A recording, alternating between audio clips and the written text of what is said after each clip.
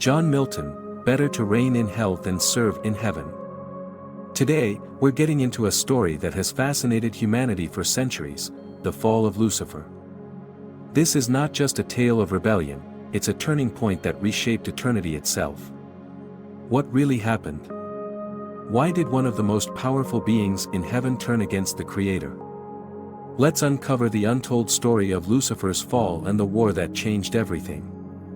Lucifer was not always the adversary we think of today. He was once a being of extraordinary beauty and wisdom, known as the morning star. Among the heavenly host, he stood in a position of great honor, close to the very presence of God. His radiance and intelligence set him apart. But something changed.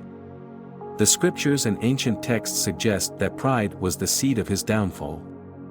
He sought his own brilliance, his own strength, and instead of giving glory to his Creator, he began to desire that glory for himself. Imagine a being so powerful and so magnificent that he believed he could rule heaven itself. Lucifer's ambition grew beyond simple admiration for his own beauty, it became an obsession. He looked at the throne of God and convinced himself that he deserved to sit upon it. This was no minor thought, it was a rebellion forming in the very heart of heaven. And it was not something he kept to himself. Lucifer was persuasive. His voice carried influence, and he began whispering his doubts and ambitions to other angels. He planted the idea that perhaps they had been given too little, that perhaps there was more to claim. It wasn't long before a great number of angels listened and aligned themselves with him. Some accounts say a third of the heavenly host followed him, a staggering number that shows the depth of his influence. But heaven is not a place of disorder. It is ruled by divine law, and rebellion is not taken lightly. The moment Lucifer crossed the line from admiration to arrogance, from loyalty to treachery, the balance was broken. God, who sees all, knew what was unfolding long before the first words of rebellion were spoken. Yet, free will was a gift even to the angels. Lucifer had chosen his path, and there was no turning back. Then came the war, a war unlike anything the universe had ever witnessed. This was not a physical battle in the way we understand war on Earth, but a clash of celestial forces beyond human comprehension. The Archangel Michael, described as the commander of heaven's armies, rose to stand against Lucifer. Michael was not just any angel, he was a warrior, a protector of divine order. He and the loyal angels stood firm against those who sought to overthrow the throne. The battle raged with intensity. The forces of Lucifer, now known as the Fallen, fought with the fury of beings who had abandoned their place in heaven. But rebellion cannot stand against divine will. The moment Lucifer made himself an enemy of God, his fate was sealed. Michael and the angels who remained loyal struck back with unimaginable force, and Lucifer and his followers were cast out of heaven. Their fall was not a gentle descent, it was a banishment, a complete separation from the divine presence. No longer were they beings of light, they had chosen darkness. Some traditions say they were cast into the abyss, while others describe their descent to earth, where they continued their defiance. Regardless of the details, one thing is clear, Lucifer's ambition had cost him everything. But the story does not end with his fall. In fact, some would say it was only the beginning. Cast out of heaven, Lucifer did not accept defeat. His hatred for the divine turned into a relentless pursuit to corrupt what God had created. No longer able to challenge heaven directly, he turned his attention to humanity. If he could not overthrow God's throne, he would at least try to lead his creation astray.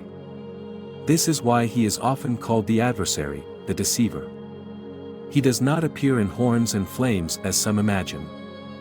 He works through deception, through manipulation, through subtle influences that turn people away from truth. His tactics are not always loud and obvious, they are often whispers, just as they were in heaven. His goal is not to destroy outright but to twist, to corrupt, to lead away from the light. Many traditions believe that this war, though it began in heaven, continues to this day. It is not fought with swords and shields but with ideas, choices, and beliefs. Every moment of doubt, every temptation, every decision between good and evil is, in a way, a continuation of that ancient battle. Lucifer's rebellion did not end when he was cast down, it simply took on a different form. But here is the truth that stands unshaken: darkness cannot overcome light.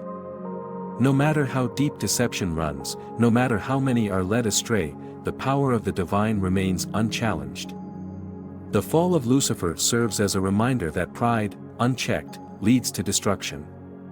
It is a lesson not just about angels, but about the choices every soul must make. The untold story of Lucifer's fall is not just about the past, it is about the present. It is about the ongoing struggle between truth and deception, between humility and pride. It is a story that continues in every heart, in every decision, in every moment where light and darkness meet. And ultimately, it is a story with a clear ending, an ending where light prevails, where the throne remains unshaken, and where truth stands victorious. Lucifer's fall was not just an event of the past. It was the beginning of something much larger. His exile marked a shift, a break in the perfect order that once existed. Though he lost his place among the divine, his influence did not disappear. Instead, it spread like a shadow, weaving itself into the very fabric of existence. He was no longer a being of radiant light but one who sought to distort truth, to lead astray, and to turn creation against its creator. His goal was not simply destruction but corruption, the slow unraveling of all that was once pure. Unlike the angels who remained loyal, Lucifer had no boundaries now. He was free to manipulate, to deceive, to tempt. The world became his battleground, a place where he could work in subtlety. His tactics were never about brute force, they were about twisting perception. He did not come as a monster but as something desirable, something convincing.